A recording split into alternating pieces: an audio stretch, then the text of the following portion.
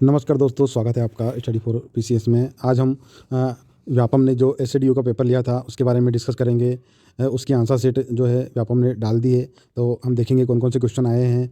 और मैंने एक बंदे का ये पेपर निकाला है और अब देखेंगे उस बंदे ने कौन कौन से क्वेश्चन सही किए हैं। तो आप इसका अपने अगर एग्ज़ाम दिया है तो आप चेक कर सकते हैं कि आपका कौन सा क्वेश्चन सही हुआ है और कौन सा क्वेश्चन गलत हुआ है। इसके लिए आपको अपना रोल नंबर और डेट ऑफ बर्थ डालना है और आप ये पीडीएफ ओपन कर सकते हैं कि आपने कौन सा क्वेश्चन सही किया है और कौन सा क्वेश्चन गलत किया है। लेकिन इस वीडियो में हम देखेंगे कि जो किस प्रकार के क्वेश्चन इसमें पूछे गए हैं, विशेषकर मध्य प्रदेश से, और मैथ्स के किस प्रकार क्वेश्चन आए हैं, साइंस के किस प्रकार के क्वेश्चन आए हैं, इसमें हम देखेंगे हिंदी के कैसे क्वेश्चन आए हैं और एग्रीकल्चर के कैसे क्वेश्चन आए हैं। ये सब हम इस वीडियो में डिस्कस करेंगे। लेकिन उससे पहले अगर आपको हमारा वीडियो पसंद आए तो चैनल को लाइक, शेयर और सब्सक्राइब करना ना भूलें। साथ ही बेल आइकन को दबा लें ताकि आने वाले सभी वीडियो के नोटिफिकेशन आप तक पहुँच जाए। तो शुरू करते हैं आज का हमारा वीडियो।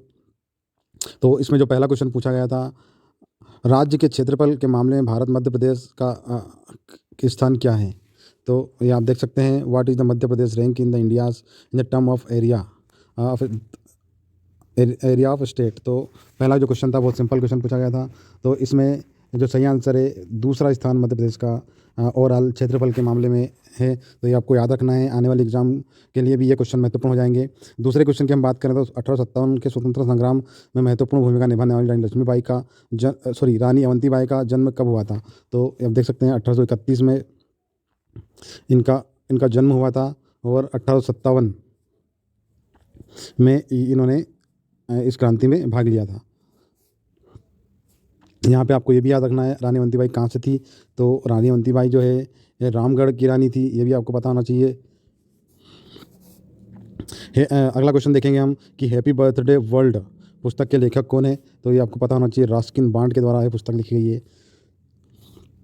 हम बात करते हैं नीति आयोग के द्वारा जारी नवाचार सूचकांक इंडिया इनोवेशन इंडेक्स 2020 में मध्य प्रदेश को कौन सा स्थान मिला है। तो मध्य प्रदेश को इस लिस्ट में 13वां स्थान मिला है और नंबर 1 पे जो है आपको पता होना चाहिए कौन सा स्टेट है। आप इसका जो नंबर 1 है उस स्टेट का नाम आपको कमेंट बॉक्स में करना है। हम बात करते हैं क्वेश्चन नंबर 5 की। तो निम्नलिखित में से किसे फिक्की इंडिया स्पोर्ट अवार्ड 2020 में साल के सर्वश्रेष्ठ खिलाड़ी sport person of the year महिला पुरस्कार से सम्मानित किया गया है। तो इनका नाम है, जो आप देख सकते हैं, इला वेलिन बाला रिवन, ये इनका नाम है।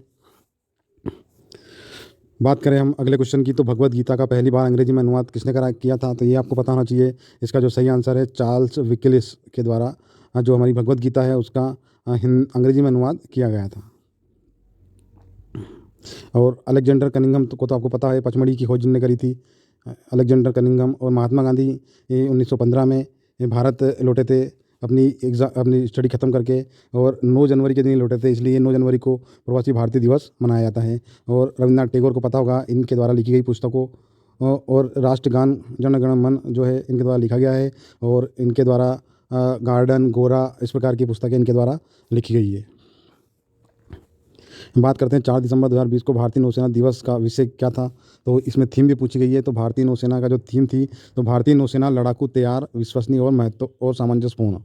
तो Indian navy combat ready, credible and cohesive, ये इसका सही आंसर है। तो आपको याद रखना है, ये 2020 में जो नौसेना दिवस 4 दिसंबर को आपका एक क्वेश्चन और यहाँ से तैयार हो जाता है कि भारतीय नौसेना दिवस कब मनाया जाता है। तो 4 दिसंबर को मनाया जाता है। और इसकी थीम जो आपसे पूछी गई है ये आपको याद रखना है, लड़ाकू तैयार, विश्वसनीय और सामंजस्यपूर्ण। अगले क्वेश्चन की हम बात करें तो निम्नलिखित में से किसे मध्य प्रदेश की मदर टेरेसा कहा गया है। तो मैंने आपको पहले भी इस पर वीडियो बना के बताया था कि किसे मध्य प्रदेश की मदर टेरेसा कहा गया है। तो आपको पता होना चाहिए, लीला जोशी। जी हाँ दोस्तों, लीला जोशी को मध्य प्रदेश की मदर टेरेसा कहा जाता है। बात करते हैं हम अगले क्वेश्चन की, जो कि 9वां क्वेश्चन है। दिसंबर 2020 में मध्य प्रदेश के निम्नलिखित में से किसे 96वें स्थान पर 96वें तानसेन संगीत समारोह का आयोजित किया गया। तो आपको बताना किस स्थान पर तानसेन समारोह आयोजित किया जाता है। तो आप सभी को पता है, ग्वालियर में तानसेन समारोह आयोजित किया जाता है। और ग्वालियर का जन्म तानसेन का जन्म ग्वालियर में हुआ था, इसलिए ये समारोह वहाँ आयोजित किया जाता है। तो ये आपको पता होना चाहिए। इसके बाद हम बात करें अगर हमारे अगले क्वेश्चन की, तो मध्य प्रदेश में कराटे एसोसिएशन की स्थापना किस वर्ष की गई। तो देखें देखें आपकी व्यापम किस प्रकार के क्वेश्चन पूछता है। तो 1979 में, याद रखना है आपको, 1979 में कराटे एसोसिएशन की स्थापना की गई है।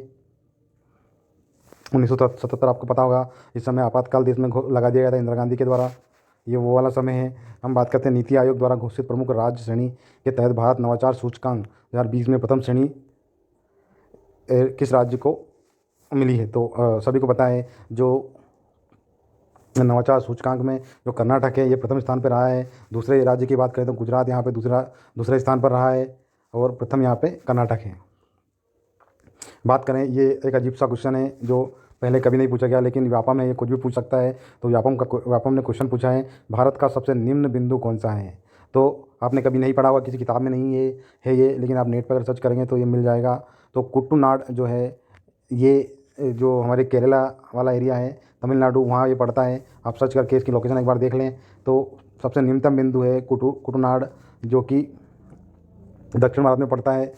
ये भारत का सबसे निम्न बिंदु है। बात करते हैं भोपाल गैस त्रासदी किस वर्ष हुई। तो ये वेरी इजी क्वेश्चन था। ये 2 से 3 दिसंबर, जैसा कि आपको पता है, 1984 को ये बहुत बड़ी गैस त्रासदी हमारे मध्य प्रदेश में हुई थी, जो कि भोपाल में हुई थी। हम बात करते हैं हमारे अगले क्वेश्चन की, कि निम्नलिखित में से कौन इंग्लिश चैनल पर पार करने वाली पहली भारतीय महिला थी। तो ये सीरियसली ल्यूसेंट से क्वेश्चन उठाया है। ल्यूसेंट के पीछे जो दिया हुआ है सबसे पहले कौन, उसका ये क्वेश्चन है। आरती शाह जो है, ये इंग्लिश चैनल को पार करने वाली पहली भारतीय महिला है। बात करते हैं हम अगर अगले क्वेश्चन की, तो मध्य प्रदेश में बंदर कुदनी निम्नलिखित में से किस स्थान पर है। तो आप देख सकते हैं बालाघाट, भेड़ाघाट जो कि जबलपुर में आता है। यहाँ पे बंदर कुदनी, जो हमारा धुआंधार जलप्रपात है, वहीं पे बंदर कुदनी भी है। ये भेड़ाघाट से पूछा गया था क्वेश्चन।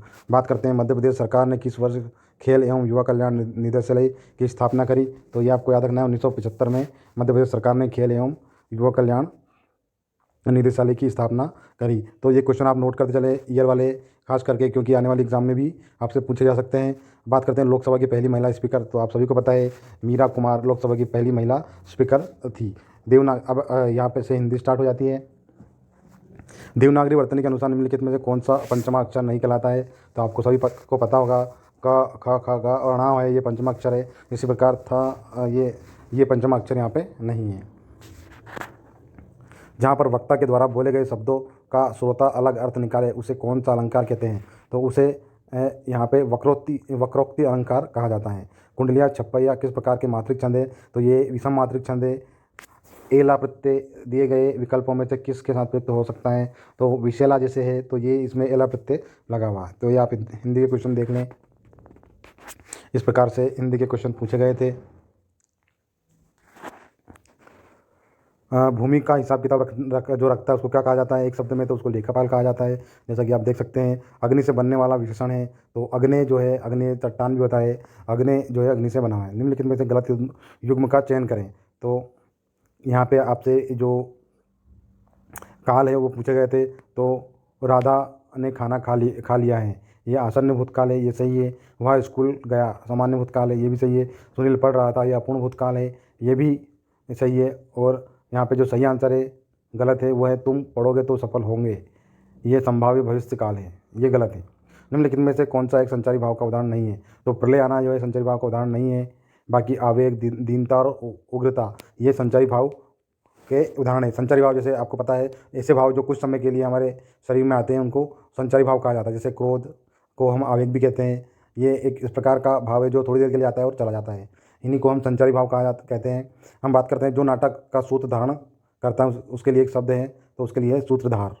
स्वर संधि के कितने भेद होते हैं। स्वर संधि के 5 भेद होते हैं। मेघ पुष्प किसका पर्यायवाची शब्द है। तो ये आपको पता होना चाहिए। मेघ जो है ये बादल का है, लेकिन उन्होंने पूछा मेघ के पुष्प, मतलब मेघ में जो पानी होता है उसी के बारे में ये पूछ रहा है। तो जो जल है ये का पर्यायवाची है मेघ पुष्प। निम्नलिखित में से कौन सा समाज का विपरीत मतलब उल्टा है। तो व्यास जो है समाज का उल्टा। निम्नलिखित में से कौन सा शब्द वर्तनी शुद्ध है। तो बनारस की जो वर्तनी यहाँ पे शुद्ध है। ना रहेगा बांस, ना बजेगी बांसुरी, लोकोक्ति का सम्यक करते हैं। तो विवाद को जड़ से खत्म करना इसका सही आंसर है। आप देख सकते हैं अब इंग्लिश के क्वेश्चन आ गए हैं। तो दोस्तों आप देख सकते हैं इसमें कौन कौन से सही है, इनको आप सॉल्व करें। ये इस प्रकार से पेपर आया था। आप देख सकते हैं इंग्लिश के क्वेश्चन भी 16 से 17 क्वेश्चन इंग्लिश के भी पूछे गए हैं। 16 क्वेश्चन। और बात करते हैं गणित के क्वेश्चन भी इजी आए थे। आप देख सकते हैं कोऑर्डिनेट पूछे पूछे गए हैं, यहाँ पे निर्देशांक पूछे गए हैं। तो जो 6 से 7 के का जो मैथ्स है उस लेवल के क्वेश्चन यहाँ पे पूछे गए हैं। यहाँ पे द्विघात समीकरण पूछा गया था, तो देख सकते हैं आप ये द्विघात समीकरण है। यहाँ पे मैट्रिक्स भी पूछी गई है, तो देख सकते हैं ये 12वीं का क्वेश्चन है। इन्वर्स मैट्रिक्स यहाँ पूछा गया था, तो देख सकते हैं आप। चक्रवृद्धि ब्याज से क्वेश्चन पूछा गया है, ग्राफ से यहाँ पे क्वेश्चन पूछा गया है।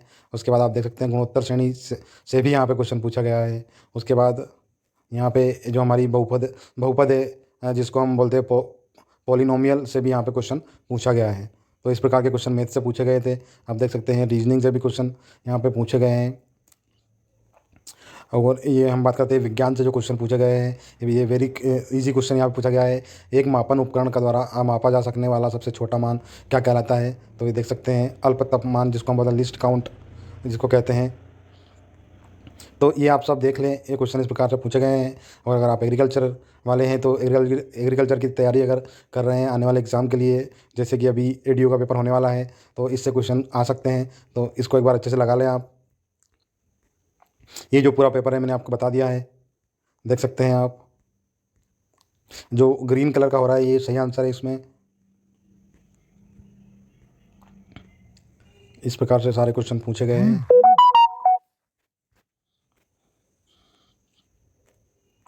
ये अब एग्रीकल्चर के जो 100 क्वेश्चन आए थे वो आप देख सकते हैं। इस प्रकार से क्वेश्चन पूछे गए हैं। एग्रीकल्चर के विभिन्न आयामों से यहाँ पे क्वेश्चन आए हैं, तो आप देख सकते हैं।